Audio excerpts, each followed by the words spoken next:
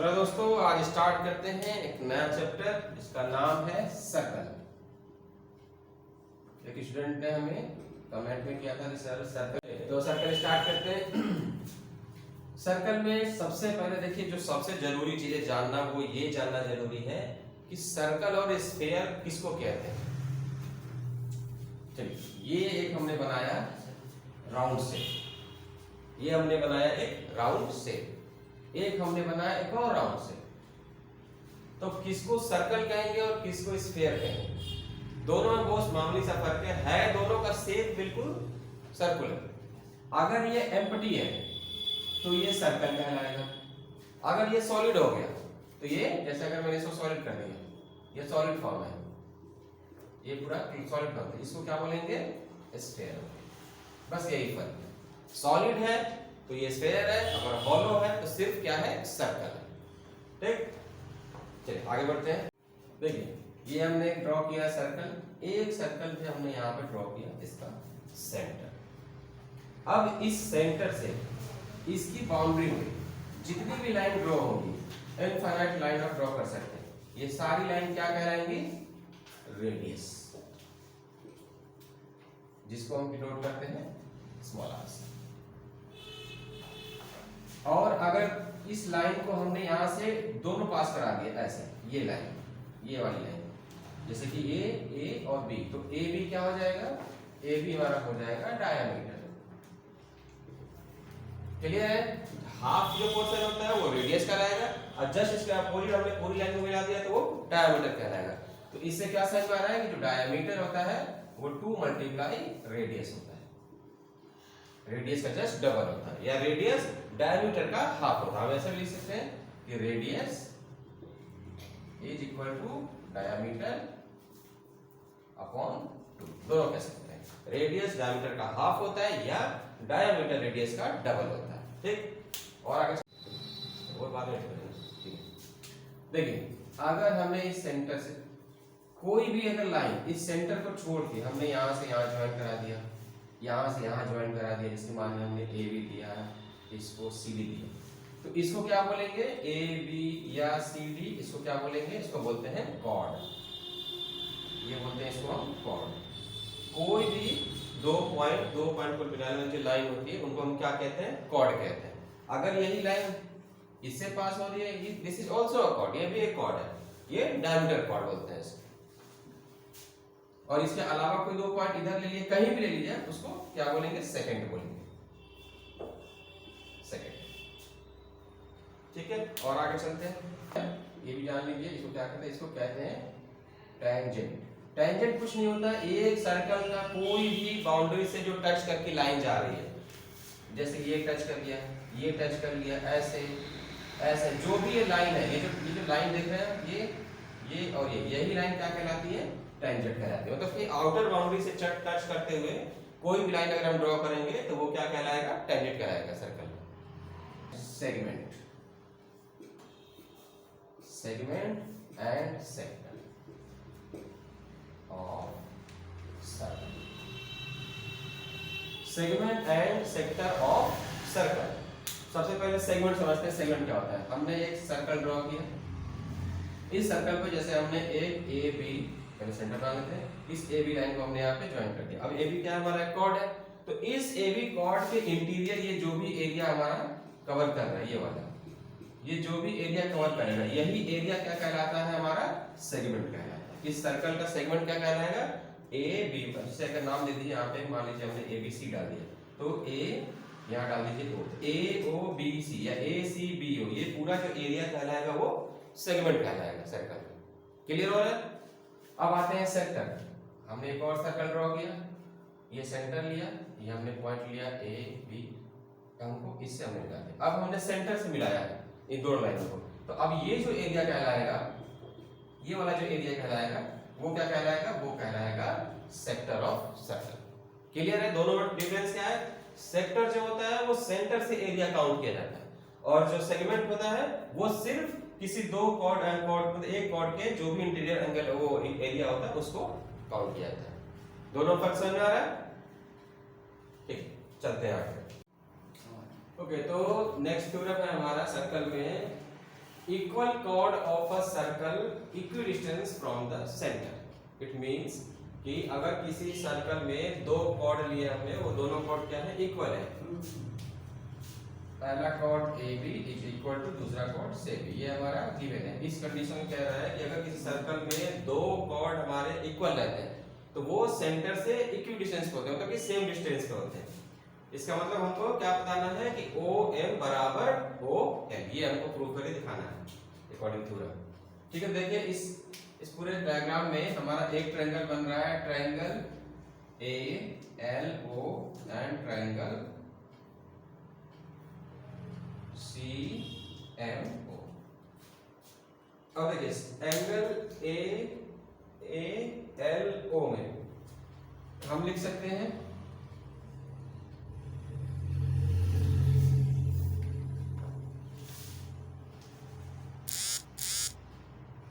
ओ ए, ये बराबर होगा इस ट्रायंगल में ओ सी के, क्योंकि क्या है ये रेडियस है। रेडियस तो किसी सर्कल में इक्वल होते हैं। ठीक है, जितने भी रेडियस बना ले। सेकंड थिंग हम ये भी लिख सकते हैं कि A L equal to C M, क्योंकि हमने प्रीवियस थ्योरम में पढ़ा था कि अगर किसी सर्कल में किसी सेंटर से किसी कॉर्ड पे अगर हम परपेंडिकुलर ड्रॉ करते हैं तो ये परपेंडिकुलर उस कॉर्ड को बाइसेक्ट करता है, मतलब कि ये और ये इक्वल है, और ये जब दोनों आपस में इक्वल है तो इसका हाफ ही इस हाफ से इक्वल होगा। ठीक है, तो दूसरी कंडीशन ये हो गई हमारे पास। और तीसरा हमारा है ये 90 डिग्री पे है, तो अकॉर्डिंग कॉन्ग्रुएंसी के थ्योरम आरएचएस से, आरएचएस हम क्या बोल सकते हैं कि ट्रायंगल, इसी को लिखेंगे कि triangle A L O and triangle C M O, यहां लिखेंगे कॉन्ग्रुएंस। ये दोनों ट्रायंगल कॉन्ग्रुएंस है, किस अकॉर्डिंग कहते हैं, आरएचएस के। आरएचएस का मतलब होता है राइट एंगल, हाइपोटेनस और साइड। देखिए ये आपका राइट एंगल है, ये आपका हाइपोटेनस है और ये आपकी साइड हो गई। तो जब दो ट्रायंगल में ये तीनों कंडीशन फुलफिल होती है तो दोनों ट्रायंगल क्या हो जाते हैं, कॉन्ग्रुएंस हो जाते हैं। जब दो ट्रायंगल कॉन्ग्रुएंस होंगे तो उसके जो बच गए पार्ट होते हैं वो भी आपस में इक्वल होते हैं, जिसको हम सीपीसीटी कहते हैं। तो हम कहेंगे इसका जो पार्ट बच गया ये और ये, तो हम लिखेंगे O L is equal to O N, ये हम प्रूव करना था। और यहाँ लिख देंगे सीपीसीटी। सीपीसीटी में फिर से बता दूं आपको, सीपीसीटी का होता है congruence product of congruence triangle, मतलब कि दो ट्रायंगल अगर कॉन्ग्रुएंस है तो उनके जो प्रोडक्ट होते हैं वो भी आपस में इक्वल होते हैं। तो ये हमको प्रूव करना था। फिर से थ्योरम देखे थे, कुछ थ्योरम नहीं है, अगर किसी सर्कल में दो कॉर्ड, दोनों कॉर्ड आपस में इक्वल है तो वो दोनों कॉर्ड सेंटर से हमेशा इक्विडिस्टेंस पे होंगे। ठीक है, ये हमने यहाँ पे देख लिया, बहुत इजी है। देखिए क्वेश्चन है, the radius of a circle is 13 centimeter and the length of one of its chord is 10 centimeter. Find the distance of the chord from the center.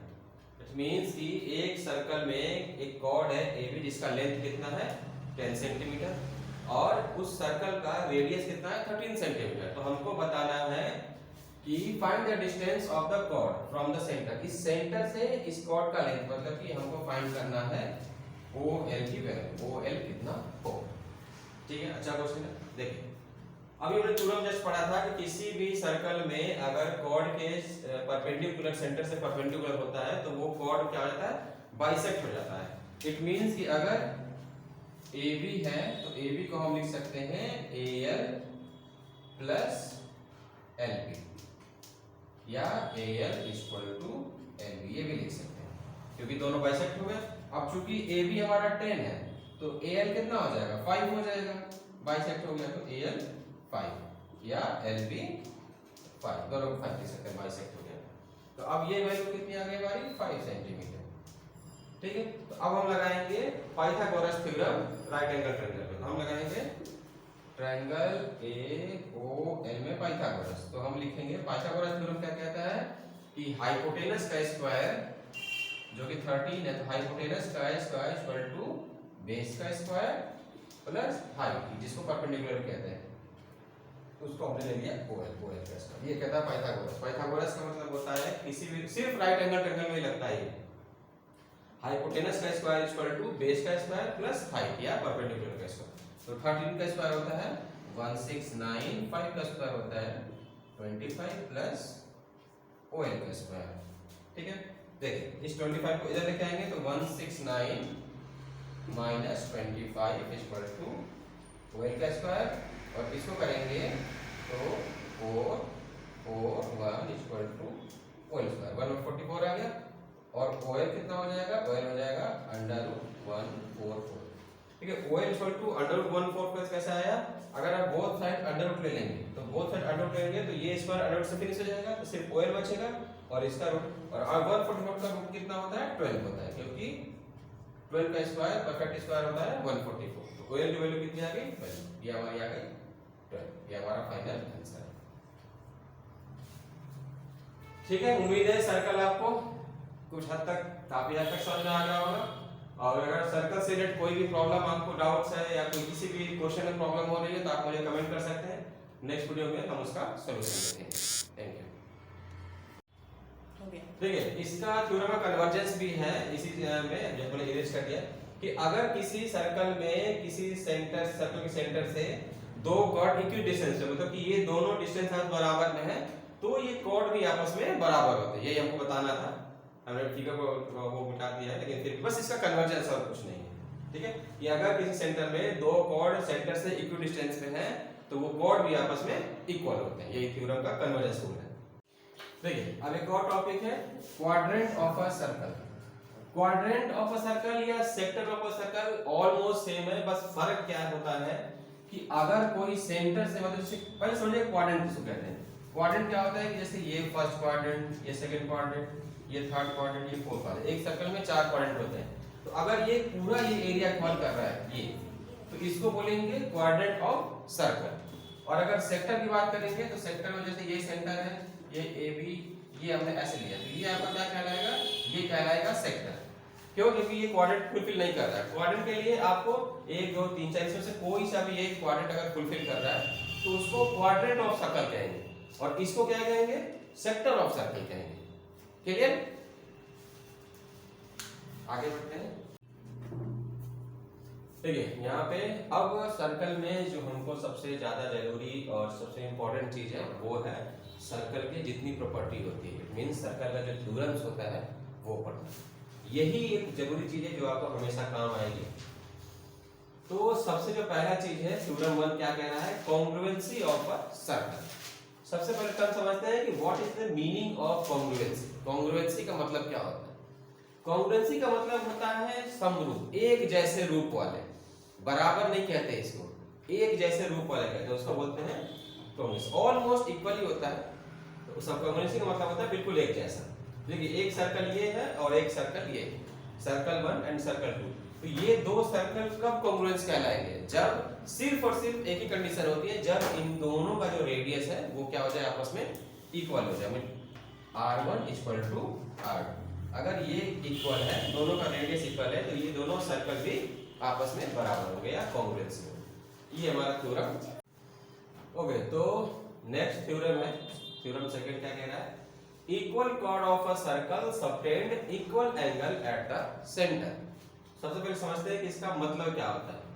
Equal cord of a circle, एक circle में हम दो cord ले रहे हैं, तो दोनों cord क्या है, इक्वल है। इट मींस हमने दो कॉर्ड लिया है, एक लिया है AB और एक लिया है BC, ये दोनों क्या है, आपस में बराबर। ये हमारी पहली कंडीशन है जो हमारा गिवन है। इक्वल, एक सर्कल में दो कॉर्ड है वो इक्वल है, तो of a circle subtend equal angle at. पहले समझते हैं कि सबटेंड का मतलब क्या होता है। सबटेंड का मतलब क्या होता है कि जो जहां पे आके ज्वाइन होती है, जहां पे आके मिलती है, खत्म होती है, उस एंगल को कहते हैं। तो subtend equal angle at the centre. तो इसका मतलब ये हुआ कि हमको क्या प्रूफ करना है, ये एंगल इस एंगल के बराबर होता है, मतलब कि एंगल AOB बराबर है एंगल DOC की। ये हमको करना है, need to proof, need to proof, ये हमको प्रूफ करना है। ये थ्योरम कहता है, आपको प्रूफ करके देखना है इसको, ये सच है कि नहीं। सच है तो कैसे सच है, देखिए अभी हम लेंगे ट्रायंगल,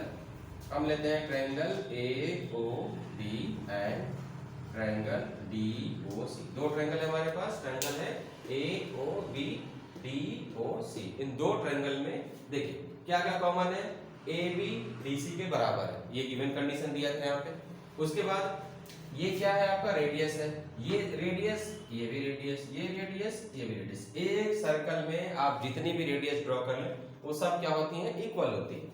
तो यहाँ से हम लिख सकते हैं कि ए ओ बराबर है सी ओ के एंड डी ओ बराबर है बी ओ। तो अब देखिए दो ट्रायंगल में तीनों साइड्स क्या हो गई, इक्वल हो गई। ये साइड्स इसके इक्वल हो गई, ये साइड्स इसके इक्वल, ये साइड्स इसके इक्वल।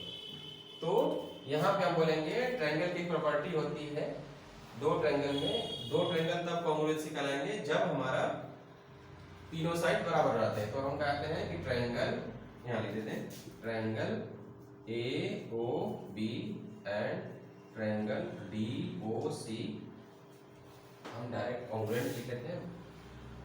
इसकी कॉन्ग्रुएंट का सिंबल होता है। कॉन्ग्रुएंट ट्रायंगल पे हम जो वीडियो अपलोड करेंगे उसमें आपको डिटेल से समझा देंगे कि कॉन्ग्रुएंसी कैसे कैसे प्रूव की जाती है या कैसे कैसे कंसीडर की जाती है।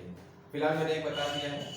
तो ये सिंबल होता है, ये सिंबल का मतलब होता है कि दो ट्रायंगल आपस में कॉन्ग्रुएंस है, ये उसका सिंबल कहलाता है। दो इक्वल और एक ऐसे लाइन को घुमा देते हैं, उसका मतलब होता है कि दो ट्रायंगल आपस में इक्वल है। और किस प्रॉपर्टी से कॉन्ग्रुएंस है, तो triple side, S S S, triple side मतलब कि साइड साइड साइड प्रॉपर्टी से ये दो ट्रायंगल क्या है हमारे आपस में बराबर है, कॉन्ग्रुएंस है। तो जब कोई दो ट्रायंगल अगर कॉन्ग्रुएंट होता है तो उसके जो बाकी जो बच गए पार्ट होते हैं वो भी क्या होते हैं, आपस में बराबर होते हैं। जैसे कि जो पार्ट बचे, जैसे देखिए ये एंगल है तो हम लिखेंगे एंगल ए ओ बी, ये भी बराबर होगा एंगल डी ओ सी के। और ये क्या होता है, ये प्रॉपर्टी होती है सीपी सीटी, ये सीपीसीटी प्रॉपर्टी होती है।